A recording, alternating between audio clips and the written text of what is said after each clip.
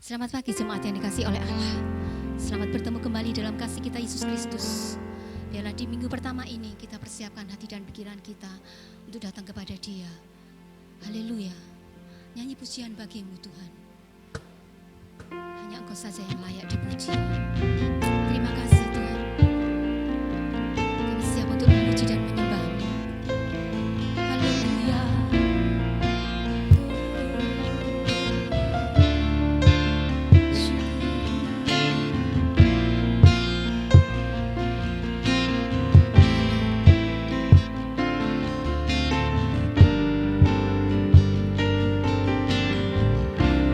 Nyanyi pujian bagimu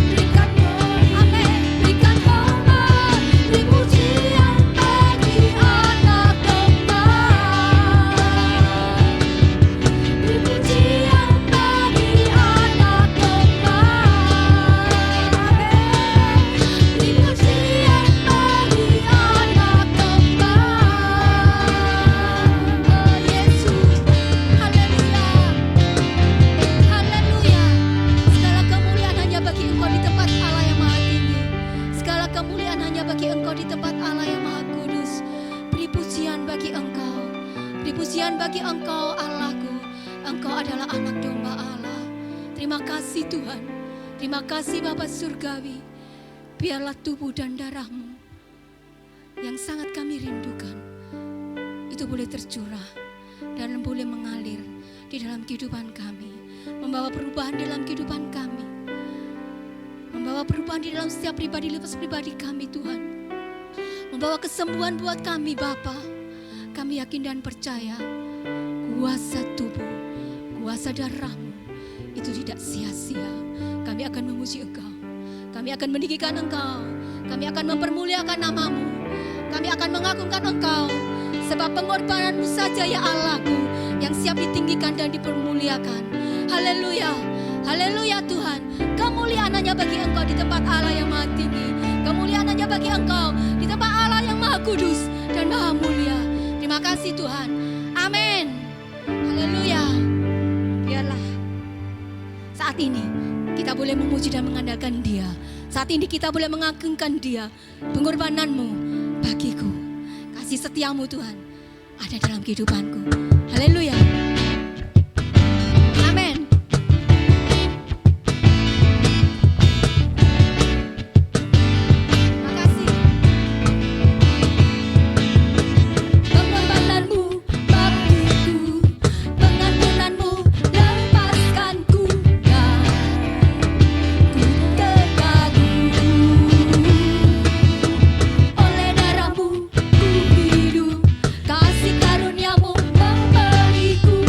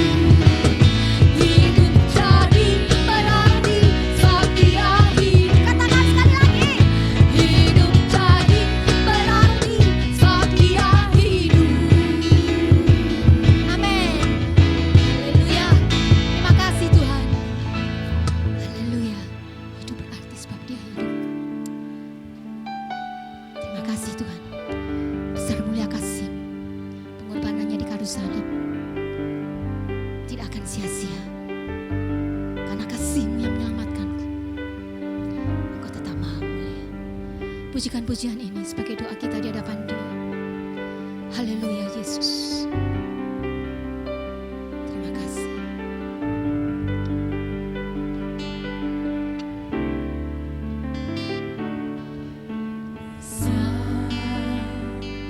Mulia kasih-Mu, Kau korbankan hidupku. Curahkan darah-Mu sebagai ganti dosaku. Kau berikan harapan di dalam kesesakan.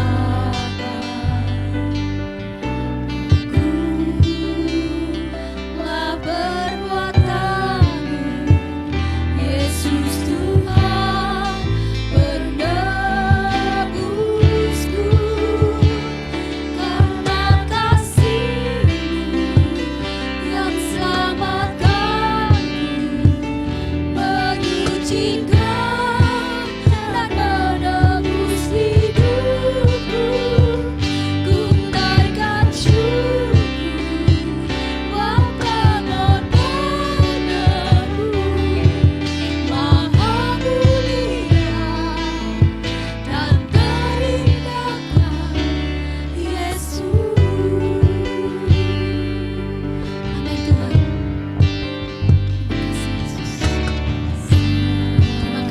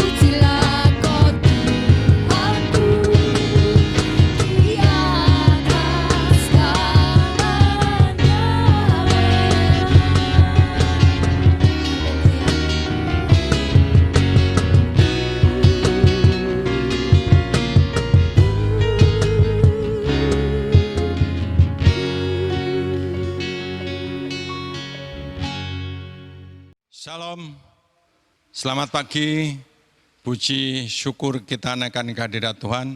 Kita hari ini sudah memasuki minggu pertama di bulan Juni tahun 2020. Ya, kita sangat luar biasa, ini semuanya kemurahan Tuhan.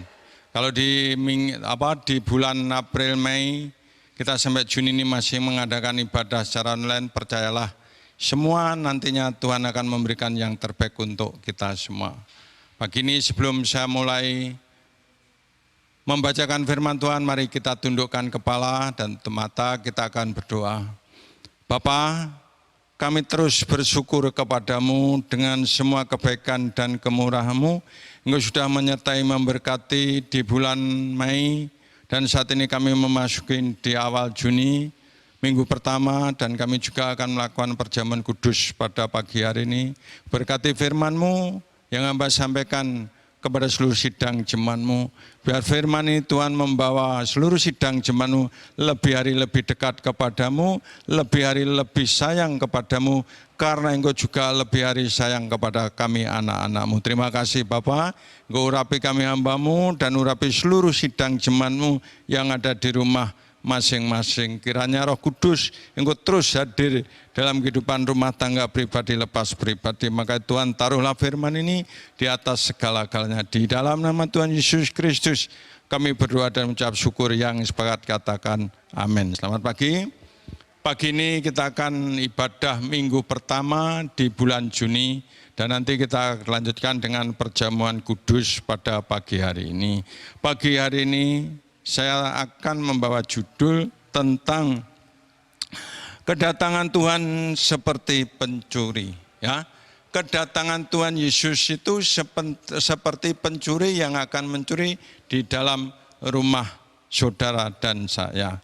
Kita tidak tahu kapan waktunya, kapan pencuri itu akan datang ke rumah, tidak tahu. Yang tahu hanya pencurinya itu sendiri. Maka ini digambarkan kedatangan Tuhan Yesus Kristus yang kedua kali ini seperti pencuri, ya.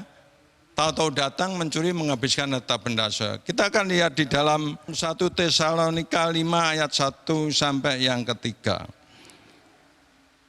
Begini bunyinya, 1 Tesalonika 5 ayat 1 sampai ketiga. Tetapi tentang zaman dan masa, saudara-saudara tidak perlu dituliskan kepadamu. 2. Karena kamu sendiri tahu benar-benar bahwa hari Tuhan datang seperti pencuri pada malam. Apabila mereka mengatakan semuanya damai dan aman, maka tiba-tiba mereka ditimpa oleh kebinasaan seperti seorang perempuan yang hamil ditimpa oleh sakit bersalin. Mereka pasti tidak akan luput. Nah, ini digambarkan kalau Tuhan Yesus datang kedua kali seperti pencuri, ini sudah digambarkan bahwa semua, kalau pencuri itu datang ke rumah saudara dan saya, pencuri tidak pernah mengasih tahu. Ya. Jadi pencuri tidak pernah mengasih tahu kalau dia akan datang ke rumah saudara. Jika ia tahu, ia akan menjaganya rumah kita. Kita selalu siap-siap. Kalau pencuri yang akan datang ke rumah saudara dan saya, kita tahu pencuri akan datang jam berapa, malam apa, kita pasti siap-siap. Lah, tetapi apa yang dikatakan firman Tuhan ini sangat benar, bahwa kedatangan Tuhan yang kedua kali tidak seorang pun ya tahu, anak siapapun kecuali Bapa sendiri yang tahu waktunya. Cuman tanda-tanda akhir zaman itu ada. Tanda-tandanya banyak, saudara, akhir zaman nanti. Kita saat ini sudah dilanda namanya kelaparan, ya, yang kita sampaikan minggu kemarin tentang kelaparan seluruh bangsa di muka bumi. Ini membuktikan bahwa kita ini harus siap selalu. Kita harus berjaga-jaga, ya. Kita harus berjaga-jaga untuk mengantisipasi kedatangan Tuhan yang kedua kali. Karena perlu, saudara sekalian, bahwa kita harus perlu jaga-jaga. Tanpa jaga-jaga kita tidak bisa. Kalau orang yang selalu berjaga-jaga menghadapi segala sesuatu, dia selalu siap sedia. Ya. Dia menyiapkan segala-galanya untuk menjaga pada saat kapan pencuri itu datang. Nah, kita harus tahu, di dalam kehidupan kita saat ini kita harus berjaga-jaga. Kalau Tuhan sudah memberikan tanda-tanda akhir zamannya, kita di tahun 2020 ini bahwa sudah dilihatkan bahwa kelaparan seluruh bangsa terjadi. Lah ini sudah mulai tanda-tanda. Jangan sampai saudara pada saat Tuhan datang, saudara lengah, saudara mungkin lagi enak-enak di mana. Tapi percaya, jadilah orang yang bijaksana seperti 10 gadis yang menyongsong mempelai laki-laki. Bagaimana dia menyongsong? Dikatakan Yesus mempelai laki-laki, gerejanya mempelai perempuan. Kita harus selalu siap sedia menyongsong kedatangan Tuhan yang kedua kali. Makanya kita harus hidup benar, hidup kudus, supaya hidup saudara dan saya nanti layak di hadapan Tuhan. Maka ini sangat kita butuhkan. Nah, pencuri tidak memberitahukan kapan ia akan datang ke rumah kita. Tidak ada seorang pun yang tahu kedatangan Tuhan kita Yesus Kristus kecuali Allah Bapa. Kita akan lihat di dalam Kisah Rasul pasal 1. Kisah Rasul pasal 1 ayat yang ke-7 begini bunyinya. Kisah Rasul pasal 1, jawabnya, engkau tidak perlu mengetahui masa dan waktu yang ditetapkan Bapa sendiri menurut kuasanya. Jadi kalau Tuhan sudah memberikan waktu kuasanya, Tuhan akan datang kembali menjemput saudara. Kalau Tuhan sudah naik ke surga menyiapkan tempat untuk saudara, maka Tuhan mengatakan Tuhan akan datang kembali menjemput saudara. Ya, akan menjemput saudara, membawa saudara masuk surganya yang mulia. Tapi kalau hidup saudara tadi saya kata hidup yang benar, hidup yang kudus, hidup yang layak kepada Tuhan. Itulah yang diperlukan. Jadi saat ini saudara harus siap sedia. Saudara jangan lengah. Saudara jangan terlena oleh kondisi keadaan saat ini. Ya, kita harus berjaga-jaga. Ya, kalau saya lihat memang kondisi saat ini dengan adanya medsos atau ada HP yang sekarang canggih-canggih, banyak orang itu terlena. Ya. Banyak orang terlena karena mereka tidak memikirkan lagi Tuhan. Ya, banyak melalui senang dengan main HP yang ini yang itu. Banyak permainan di dalam HP. Tetapi saudara harus tahu, kalau pada pagi hari ini saya mengingatkan bahwa saudara harus beribadah, harus datang kepada Tuhan. Itu yang Tuhan kehendaki. Maka dari itu mari kita belajar berjaga-jaga. Tidak ada seorang pun yang akan tahu kedatangan Tuhan yang kedua kali. Saya pun sebagai gembala, walaupun mungkin kesetiaan kita, tetapi kita tidak tahu kapan Tuhan Yesus datang. Sebagaimana dikatakan di perumpamaan seorang pencuri, mungkin jam 10 malam, jam 11 malam, jam 12 malam, jam 2 malam, jam 3. Kita tidak tahu. Tapi kalau kita sudah siap-siap menjaga rumah kita, kunci kita double ini gembok sudah siap semua, pencuri tidak akan masuk. Dan kita bisa sama saat kita percaya kepada Yesus, kita selalu bersama dengan Tuhan. Kita selalu siap sedia untuk menunggu kedatangan Tuhan. Kita tetap setia mencari hadirnya, datang ibadah dan datang untuk bersyukur kepada Tuhan. Nah, di situ yang Tuhan mintakan kepada saudara dan saya. Yang kedua,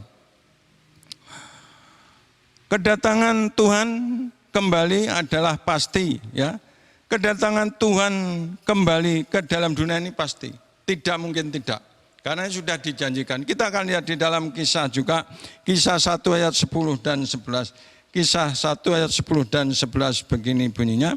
Ketika mereka sedang menatap ke langit waktu ia naik itu, tiba-tiba berdirilah 2 orang yang berpakaian putih dekat mereka 11 dan berkata kepada mereka, "Hai orang-orang Galilea, mengapakah kamu berdiri melihat ke langit?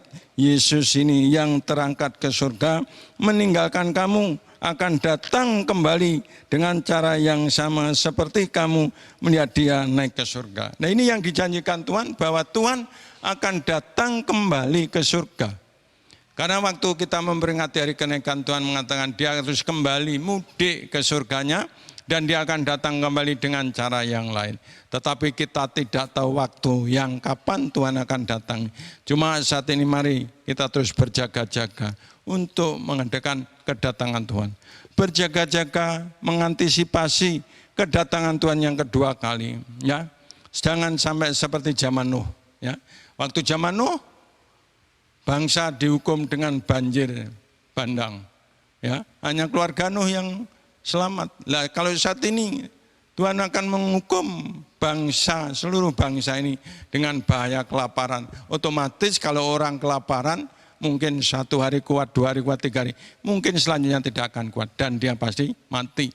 Tapi percayalah apa yang Tuhan katakan. Kalau orang benar tidak pernah merasa kelaparan karena Tuhan yang menjaga, Tuhan yang melindungi.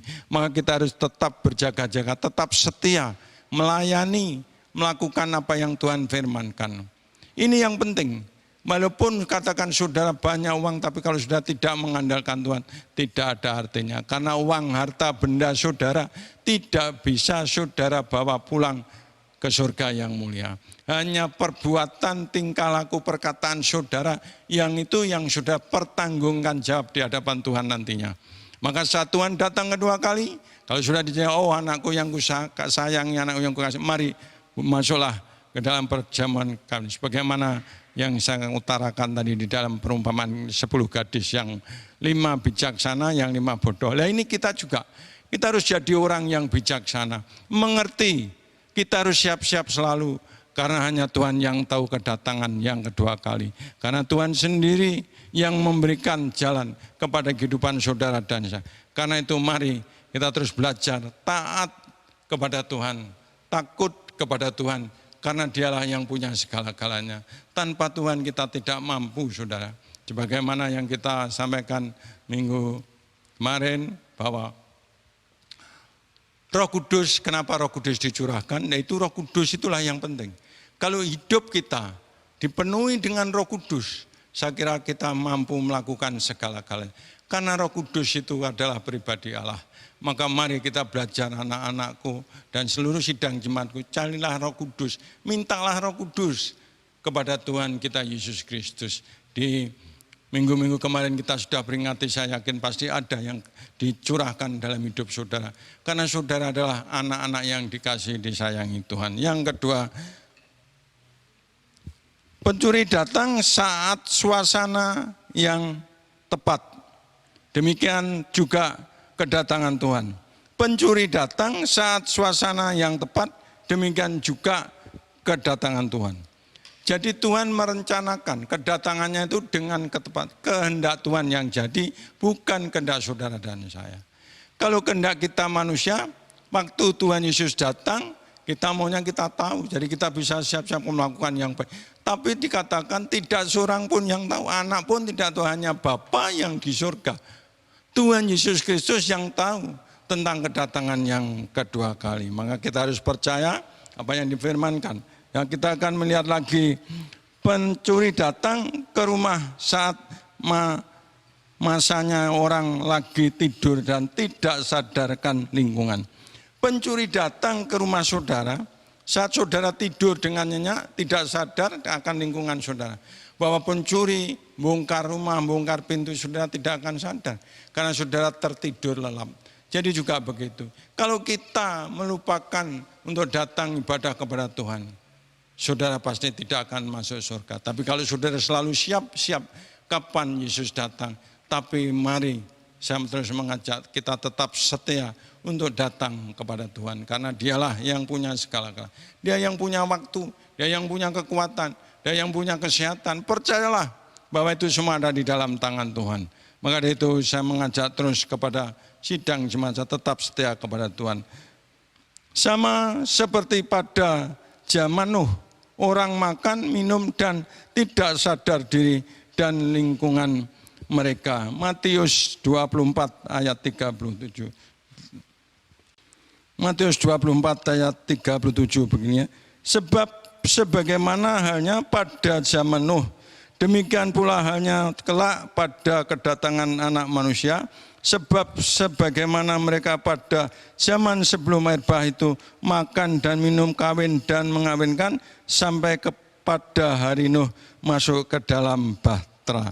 Masuk dalam bahtera.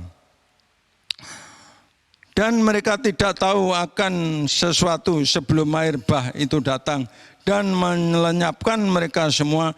Demikian pula lah halnya kelak pada kedatangan Anak Manusia. Pada waktu itu kalau ada 2 orang di ladang, yang seorang akan dibawa dan yang lain akan ditinggalkan. Kalau ada 2 orang perempuan sedang memutar batu kilangan, yang seorang akan dibawa dan yang lain akan ditinggalkan. 42. Karena itu berjaga-jagalah, sebab kamu tidak tahu pada hari mana Tuhanmu datang. Ini diingatkan di dalam Matius 24 ayat 37 sampai 42. Kita tetap berjaga-jaga, ya. Mari, kedatangan Tuhan yang tidak lama lagi. Kita harus tetap berjaga-jaga karena Tuhanlah yang punya segala-galanya. Maka saya tetap mengingatkan, mari tetap setia untuk melakukan datang ibadah. Walaupun secara online pun saudara diizinkan untuk datang ibadah di rumah.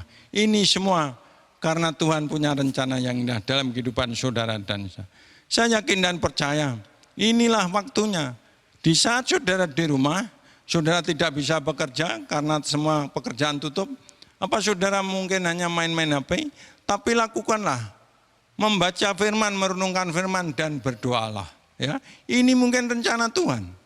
Saya yakin dan percaya dengan adanya ini saya lebih mendekat kepada Tuhan. Karena saya tahu persis apa yang Tuhan kehendaki.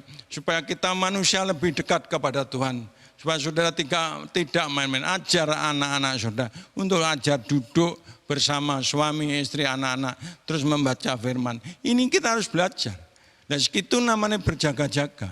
Saat Tuhan datang, saudara pasti diselamatkan oleh Tuhan. Yang terakhir, kita harus selalu siap sedia membawa, kita tidak tahu saat Tuhan akan datang kembali.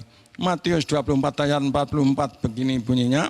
Kita lihat Matius 4 ayat 44 begini bunyinya. Sebab itu hendaklah kamu juga siap sedia, karena Anak Manusia datang pada saat yang tidak kamu duga.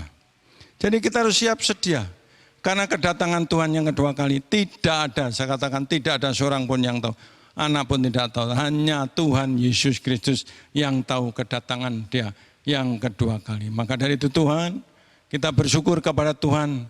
Karena kita punya Tuhan yang hidup, Tuhan yang luar biasa. Itulah sebabnya saya terus mengajak, walaupun kita ibadah di rumah pribadi, lepas pribadi, tapi percayalah bahwa Tuhan hadir di dalam setiap ibadah. Orang yang memanggil namanya, Tuhan pasti hadir. Tapi kalau saudara tidak mau ibadah, karena saudara gembala tidak melihat, siapapun tidak melihat, mungkin saudara bangun tidur hari Minggu jam 7 yang sudah kita share untuk ibadah online, tapi saudara tidak melihat, ya tanggung saudara sendiri. Berarti saudara tidak siap pada saat Tuhan datang. Saudara alih-alih mungkin saudara masih tidur karena malam saudara bergadang. Tapi saya yakin dan percaya saat saudara siap sedia, pasti Tuhan akan memberikan keselamatan bagi saudara dan saya. Terima kasih. Ini yang kami bacakan. Kita akan berdoa untuk firman Tuhan dan kita akan masuk di dalam perjamuan kudus pada pagi ini. Terima kasih Bapa. Segala puji, hormat, syukur hanya kepadamu. Kami sudah mendengarkan firman-Mu. Firman-Mu mengingatkan kami kembali kepada seluruh sidang untuk kami hidup berjaga-jaga. Karena itu Tuhan, kami menyerahkan sepenuhnya kehidupan ini hanya di dalam tangan-Mu yang penuh kuasa. Maka dari itu Tuhan, kami mohon belas kasih-Mu. Karena Engkau-lah sumber kekuatan kami Bapa. Karena Engkau-lah penolong kami. Engkau-lah yang memegang hidup kami. Maka kami menyerahkan sepenuhnya hanya di dalam nama Tuhan Yesus Kristus. Kami berdoa dan mengucap syukur yang sepat, katakan amin. Kita akan masuk di dalam perjamuan kudus. Sebelum kita melakukan perjamuan kudus, kita harus pegang roti ini di tangan kita. Dan kita akan mendengarkan firman Tuhan. Sembari jemaat untuk mempersiapkan roti dan anggur, biarlah kita siapkan sama-sama, kita pujikan pujian kasih Allahku sungguh telah terbukti. Kita imani saat tubuh dan darah Yesus di tangan kita, kita berserah kepada Dia. Kasih Allahku sungguh telah terbukti ketika Dia serahkan anaknya. Kasih Allah mau berkorban bagi kau dan aku.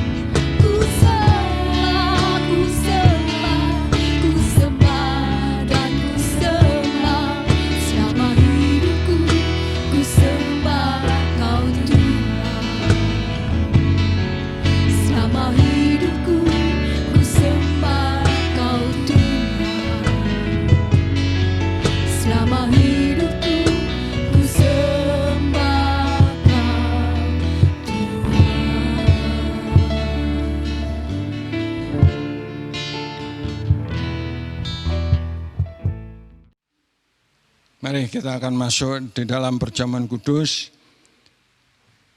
Kita akan pegang roti di atas, kita angkat tinggi-tinggi di atas kepala kita. Dan kita mendengarkan firman terlebih dulu sebelum kita makan tubuh Tuhan. Dengarkanlah firman untuk perjamuan kudus pagi ini. Sebab apa yang telah kuteruskan kepadamu, telah aku terima dari Tuhan Yesus, yaitu bahwa Tuhan Yesus pada malam waktu ia diserahkan mengambil roti dan sesudah itu ia mengucap syukur atasnya, ia memecah-pecahkannya dan berkata, inilah tubuhku yang diserahkan bagi kamu, perbuatlah ini menjadi peringatan akan aku. Saudara percaya ini tubuh Tuhan, dalam nama Yesus kita makan, haleluya.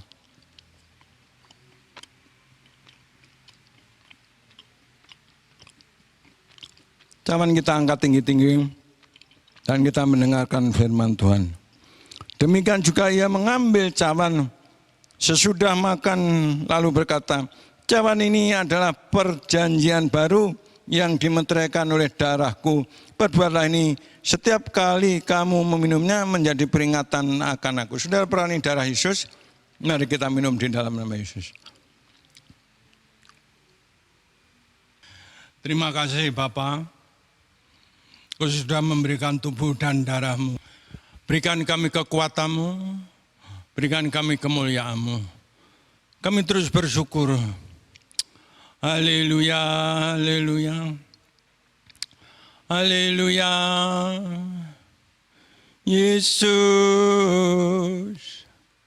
Haleluya. Terima kasih Bapa.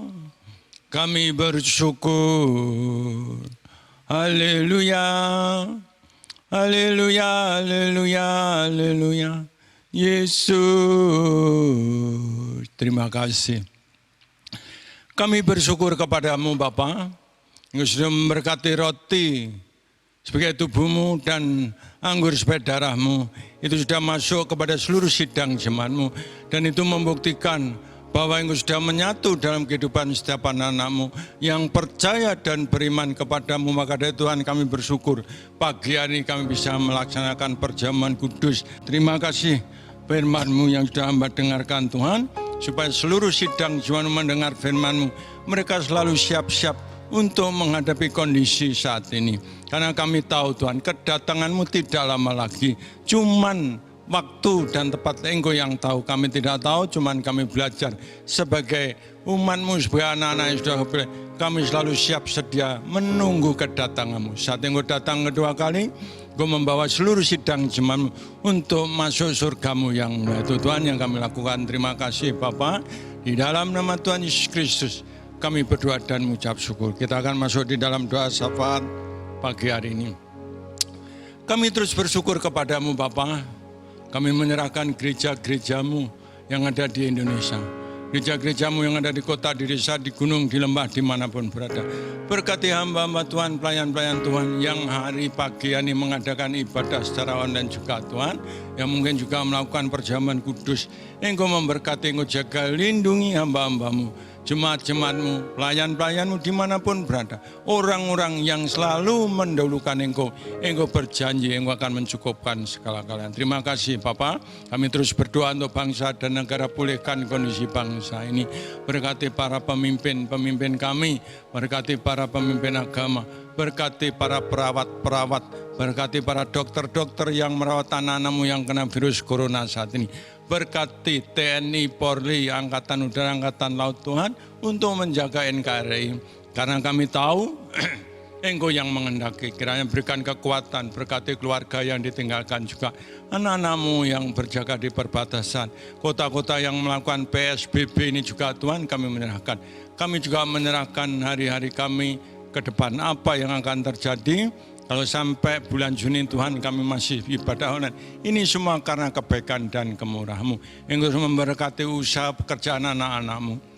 Apapun yang mereka lakukan, usaha pertokoan, perdagangan, usaha apapun bentuknya, di dalam nama Tuhan Yesus Kristus. Tuhan, Engkau bukakan, Engkau berkati, cukupkan makan minum anak-anak-Mu. Bapa, anak-anak-Mu yang setia juga mengembalikan milik-Mu, perpuluhan mereka di bulan Juni.